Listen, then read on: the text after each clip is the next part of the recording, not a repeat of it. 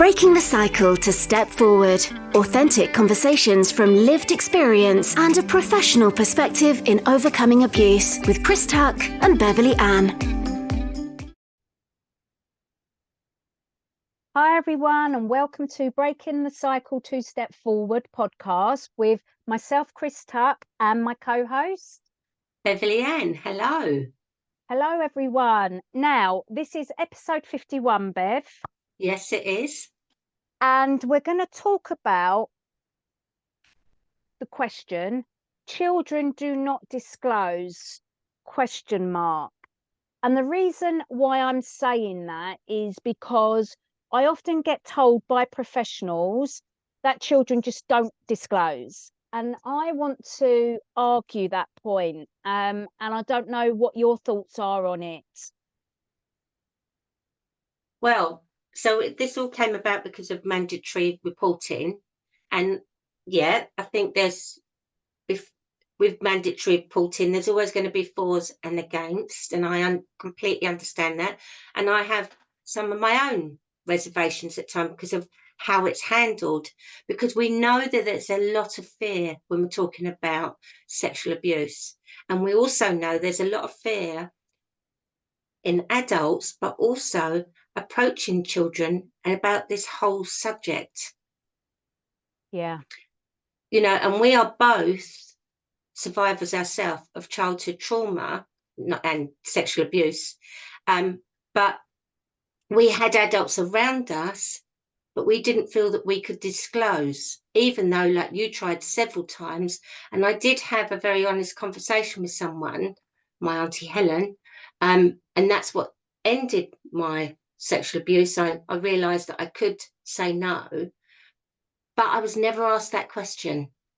And I do believe that if we have conversations, we, you know, as adults around children and young people about sexual abuse, about consent, it's not about taking away their childhood. It's not about sexualization.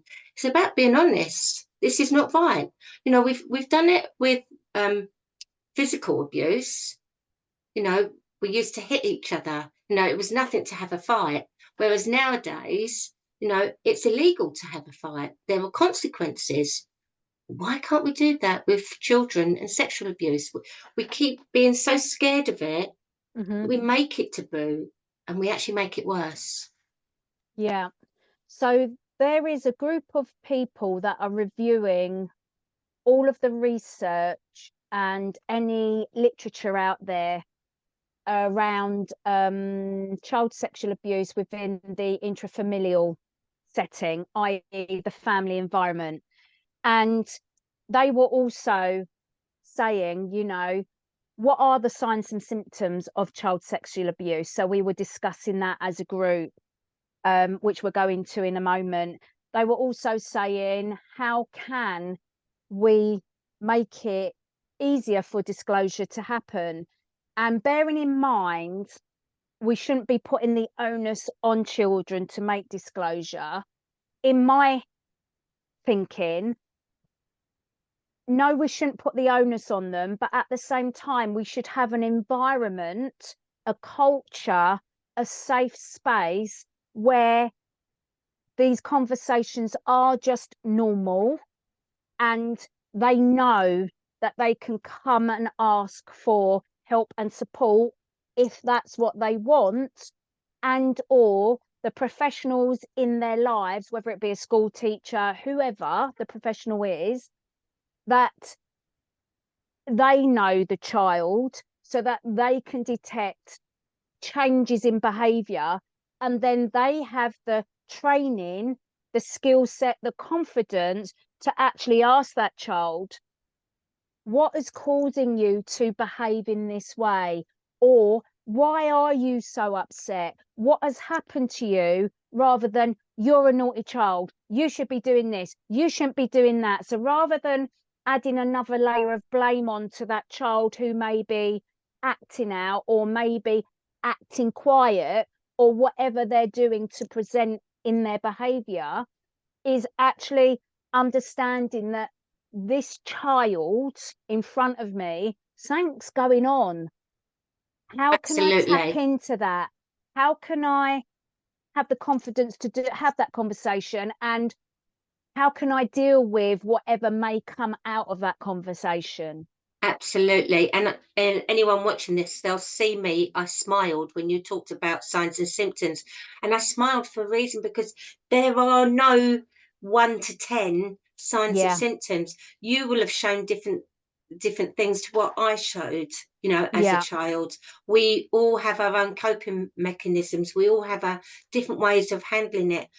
I think a lot of this also has to look at, and we've touched on this before, but I am going to yeah, come back to it because it's huge. When we look at our media, when we look at our TV, when we look at the messaging that comes from all of those, there's a big lesson there that we see time and time again, and we hear it all the time. If somebody alleges that they've been sexually assaulted, even if it was years ago, and even if it's now, how it's purported, they must be looking for fame. They must be after money. It couldn't be that person because they're really, really they're clever at what they nice. do. They're really Yeah, lovely. We're yeah, not saying anything about how they're really lovely, but why do we always put the onus on that, you know, the person that's being alleged? No, it's a witch hunt, because they're straight away, they're messages you pick up as a young child. yeah. That you can't speak out because no one will believe you. Yeah. Also, the messaging they're getting from the person, the perpetrator, or the harmer, who's in the family or close to the family. You know, how many times, and it does make my blood boil, how many times have parents been told, and I am going to put gender, how many mums have been told and have not reacted? One person I know, they told their mum, and their mum said, "Be quiet, because otherwise, Daddy might go to prison. And what are we going to do for money?" Yeah. I Obviously, mean, we want to say that's not all households, it's but it not. does happen. It's not, absolutely. Also, how many parents know and ignore it? That's not everybody, but But it happens. it happens. It Yeah, happens too many times. And that's where we need to be looking, not necessarily at the child, thinking about all the people, all the children that have disclosed, mm, right? And that are trying to disclose. Come on, adults, yeah, listen, yeah, listen. If you're scared, how the hell must they be feeling? yeah, And I am passionate about that, yeah, yeah. very Let's passionate about that. let's go back. And you've said that there are no 1 to 10 for signs and symptoms. However, how did it present in you? How was you dealing with what was going on? How do you think you changed, or didn't you? No, the only signs and symptoms that be, because yes, I used to go home for weekends. Yeah. Sunday nights were always tricky, that transition night when you go back into the children's home. And I loved being in the children's home because it was safer, but that was Yeah. always tricky. You had school the next day. It was when the adults decided we were going to go home to live with our parents, and I had 3 nights on a row, I had night terrors. And that was just put down to change. So Right. that's So, where it yeah, showed. That's for where it you. showed for me. Okay. But, and I'm going to ask a quite a specific question now, and you don't have to answer it. When you did go home on home visits, were you abused on a home visit? Yeah, Okay. yeah. So I'm And just not double just by my checking. dad. Yeah, not just Yep. by my dad, by his friend. I'd be sent home like every other weekend. It was, I'd go home, and yeah, that would happen So then. when you went back to the home that night, were there any telltale signs, do you think, that you might have been presenting that an adult could have picked up on? I'm just asking the Yeah, question. yeah, no, and I'm happy to answer. No, because I was happy to be back. I was happy to be So back. if But it anything, was, you would have been miserable to go home and happy to be back. yeah, but there was also, and this has been 100%, there's also a part of you want to go home, because my youngest brother and sister like this is in the early years, between the age of 4 and 10. As my brothers and sisters were born, my youngest ones stayed with my mum and dad. So that was the opportunity I got to see my brothers and sisters. Right. Yeah. So for you, there would have been no picking up of signs and symptoms from the professionals in the home to know what was going No, on. when you look at the living conditions, we were going home to a bed sit. So my mum and dad had it literally was a bed sit. My mum and dad had their bed in the bed sit. Yeah. There was bunk beds on the other corner. Yeah. So one was for each child. But then when we went home of a weekend, we went into each bed. And Right. then they got given a council house, and then we all got sent home. But so then we did all go as one. Yeah. But there was no outward signs and symptoms for professionals to pick up No, when that sexual abuse was happening to you. no, Because, you know, sometimes parents can be accused of neglect and abuse, but they're not neglecting and abusing. I'm not saying in our case, but they're not yeah, neglecting and abusing if they literally cannot afford to put food on the table or to put clothes on their child's back. That is not having the resources to do so. If you've got the resources to do so and you choose not to do it, then that is abuse and neglect. and that's where we were put in for abuse and neglect, or Yeah. so that we were under court order Yeah. originally at 4. My dad had already started Yeah. abusing me before Yeah. I went into care. So for anyone listening, obviously I'm talking about it because it's part of my life, and I believe it's important to have these conversations. You know, for years I'd be ashamed to have this, but you know, I realize this has an impact on people, but we should be able to, you know, I'm not going to go into detail in case anyone No. thinks I'm going to go into detail. I'm not. But unless we talk about this, how do we expect people to have the conversation and go, oh, and that's why now I'm really open. You know, Yeah. I don't go, hi, my name's Beverley, I'm a survivor. But No. since I've dead, the number of times people say, yeah, so am I. Yeah. So am Yeah. I. So signs and symptoms for me, Bev, that apart from outwardly telling people what happened, Yeah. um, there's also for us, there was being frightened of people, literally physically being frightened and withdrawing. Um, I remember hiding under a table and being told to constantly come out, but I wouldn't. Even though I wasn't mute, I would go mute around adults. I wouldn't look people in the eye because of the abuse that happened. You know, look at me. Who are you looking at? Don't look at me. Why are you not looking at me? So there was a lot of mental abuse with the looking, don't looking, and the physical abuse because of that. So it it there was quite a lot. We were also wet the bed until we were like up to 7, 8 years of age, and they usually say that's a classic sign of abuse, but I would say not necessarily.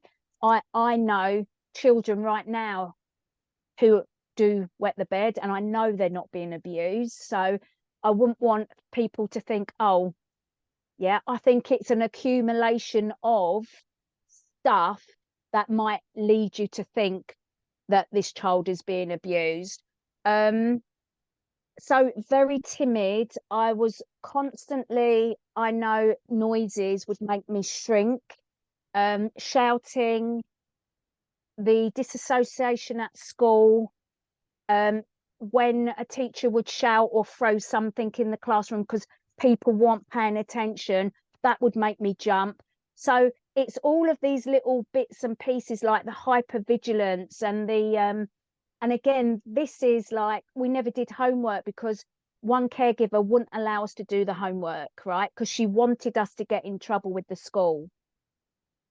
So when I would go to school and say, they said, where's your homework? I'm like, I wasn't allowed to do it.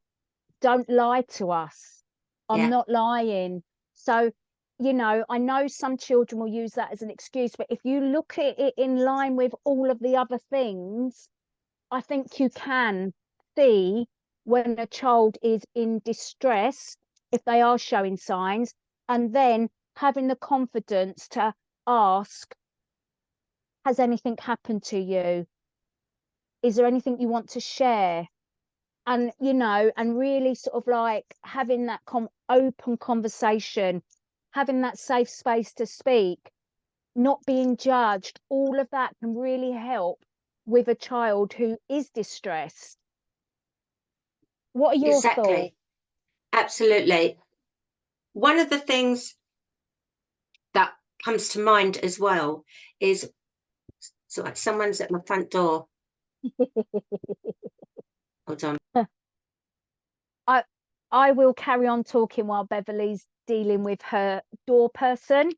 So for me, it was multitude of things of how I presented and how I showed up that would have given the professionals a glimpse into what may be happening at home.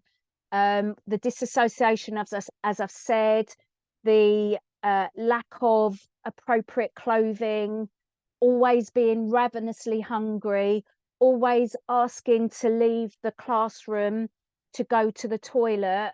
And that was because I wanted to raid the bins for food.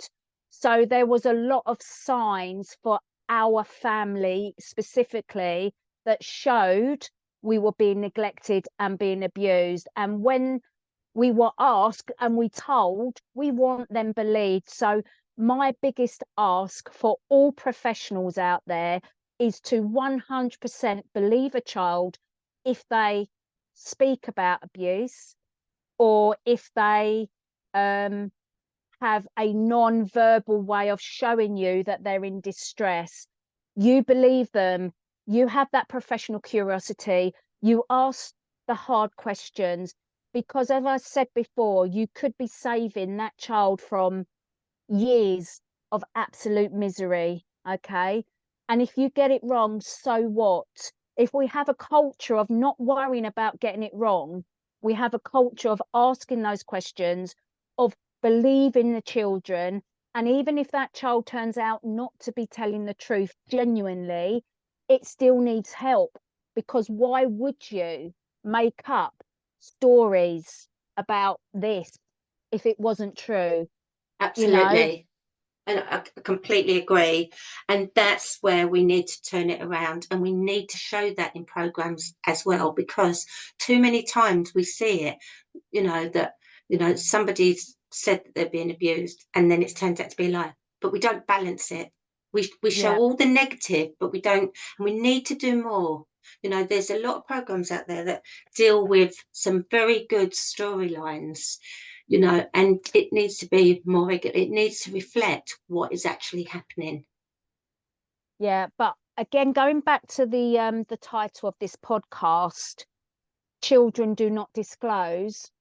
I know from my own work of going into schools, if within that presentation that I do, you spell out what abuse is and what it isn't, what love, care, and nurture looks like and what it doesn't look like, what consent looks like and what it doesn't look like, you will always get children and young people who go, Miss, I'm experiencing this, whether it be openly in the class environment or whether they come to you afterwards. They will go, Miss, this has happened to me. Is that abuse? They will come and ask the question. And definitely. And if I'd had access to that in school, infants, juniors, then I would have known what was going on, because part of the reason why I didn't show any signs was I just thought it was a matter of fact. Also, I was being brought up in care and I loved being in care. It was safer. But there's also a big part of me that wanted to be able to go home and say, I saw my mum and dad. Yeah. Yeah. So, and, there's the full cycle. And I know we've said it before, but, we're not expecting people to listen to a child and then it goes on to the police all the time. Sometimes it won't do it, even if it goes to different agencies. But we do need to be able to thinking about for me, it's not about the criminal side at the moment. For me, it's about listening to that child and being able to support that child. End of. 100%. You know, there are so many cases, Bev, where there is just not enough evidence, even if it's a current case of a child, young person. If there's not enough evidence, you know, because the threshold of evidence is really, really high. So say, like, I don't know, when I was 9, I underwent an internal examination for forensics. Yeah.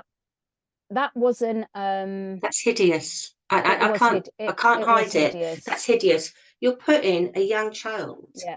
in that position who's already said they've been abused, and we're doing that to our children. And I know that's not a one-off either. I know medically it happens all the time, but that doesn't show guilt or innocence. But also for me, I'd already told them that this particular man didn't touch me. He made me touch him, but he hadn't touched me. So when they then did the forensic examination on me, that was abuse to me. Absolutely. Even though there was no intent behind it. They were just checking to see if anything could happen to me.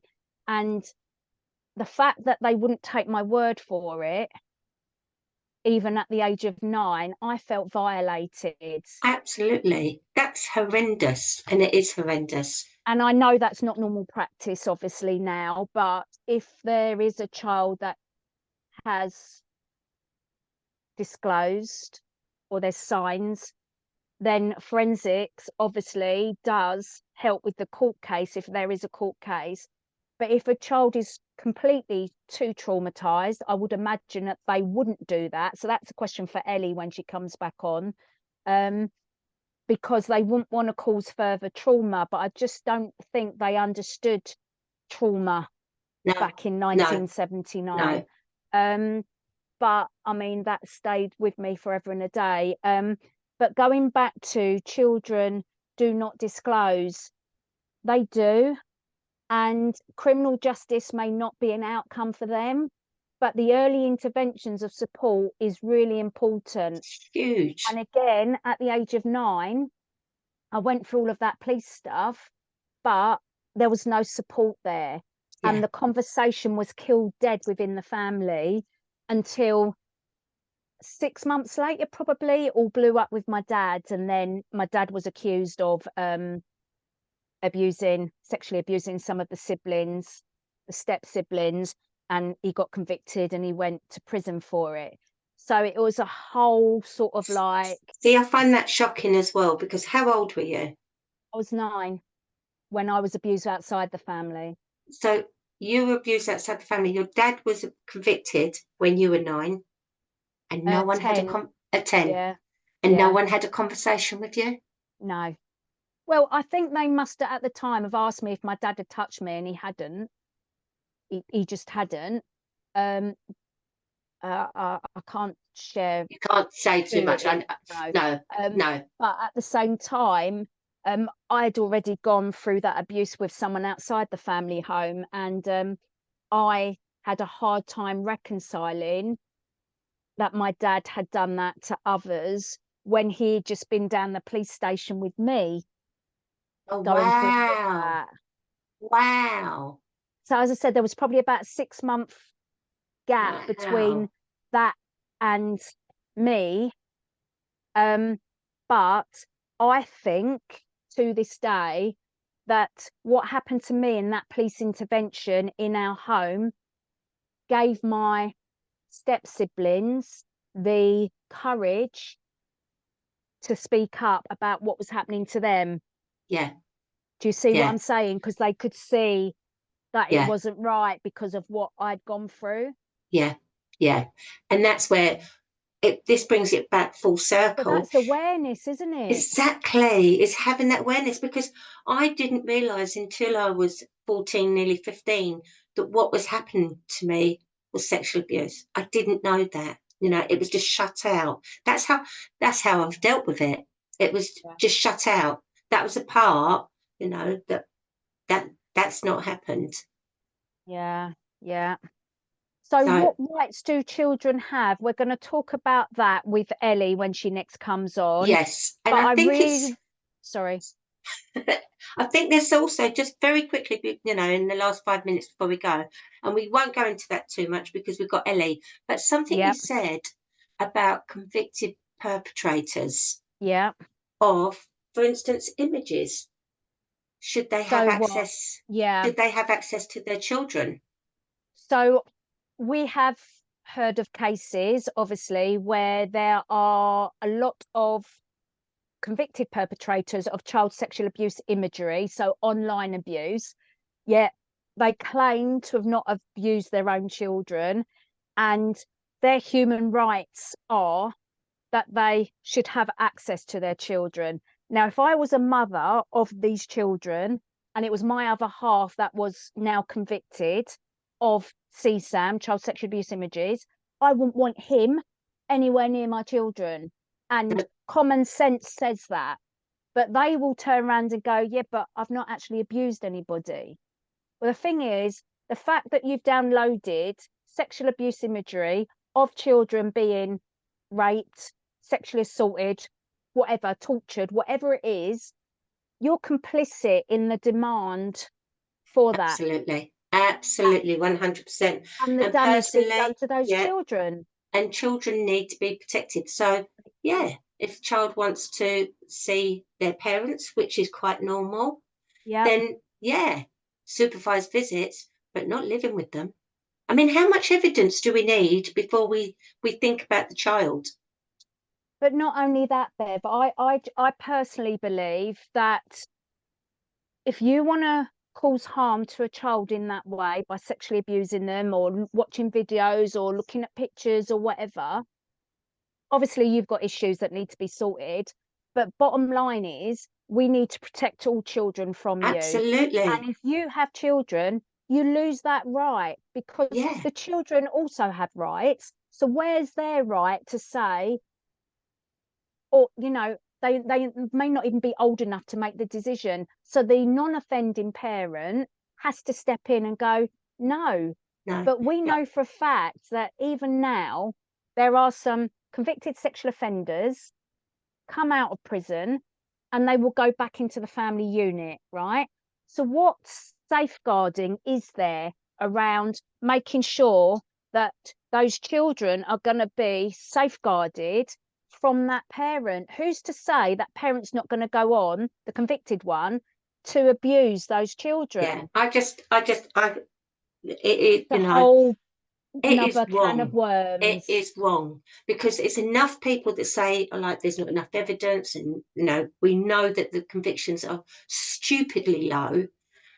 But when someone's actually been convicted and they've still got rights, it beggars belief. It really Yeah, does. And it does fire me and it does make me angry. And I'm proud of that because that's the passion. It's like, no, what are we doing to keep those children safe? What yeah, more evidence do you want? yeah. Have you heard of circles? No. So circles is where you have a convicted sexual offender that's come out of prison and they're being rehabilitated in the community. And there's a circle of people that surround themselves around that person to help them readjust, become a member of society again, and to help them keep on a path of not reoffending. Okay. So, in essence, good idea. In essence, it probably does keep children safe if there's a circle of people around someone who served their time.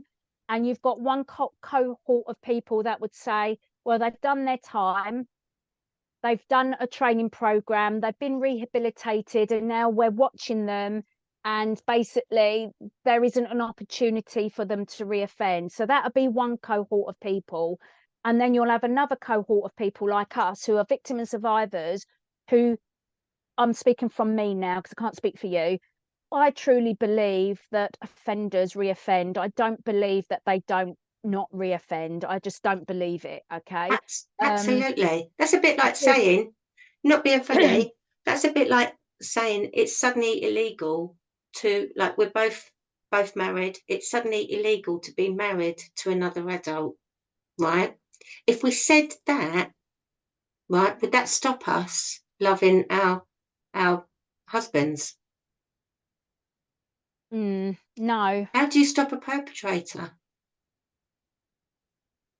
I think the way that the circle, again, I can't wait for Ellie to come on in Yeah. the future. I think the way that the circles has been set up, and it's been going for decades, by the way, we just haven't heard about them, because obviously it's more about how do you make the convicted offender not offend. So, and it can be quite unpalatable for victims and survivors to think about the perpetrator. Absolutely. And I put my hands up there. I've been asked if I do work with perpetrators. Like, no. Yeah, Simple as. yeah. That's my own safety, you know, it's my own safeguarding. So if anyone's listening and you don't disagree, please, you know, message in, you know, email us, contact us at breakingthecycle 2stepforward@gmail.com. And if you've heard anything about today that you really want to give your opinion on, please do. We love hearing from you. And if you've got any questions, especially when Ellie comes on, we'd be more than happy to follow that up. So last thoughts, Chris, before we finish this episode. I just think that we need to give children and young people the opportunity to show, however, whether it be verbal, non-verbal,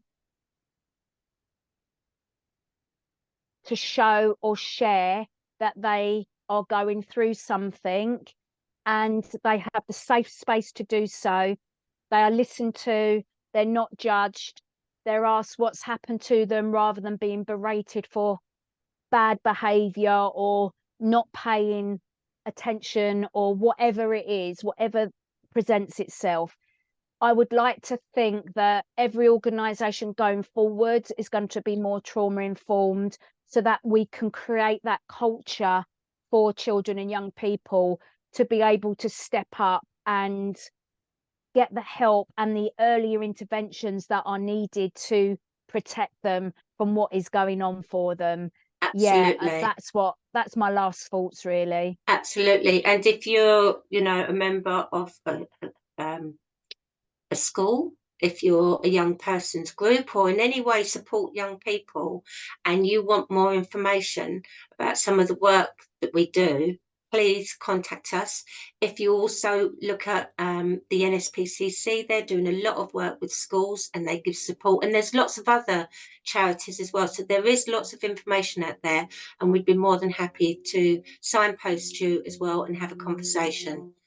And I just want to say, Bev, that the Child Sexual Abuse Centre of Expertise has got loads of free resources on how to work with children and young people in disclosure, whether it be verbal, non-verbal, and also to look at signs and symptoms, and to just look out for having that conversation with children and young people. So I think that people need to go to that website. Yeah. Right. Thank you very much, Chris. And we look forward to the next episode. Bye, everyone. Bye, See everyone. you.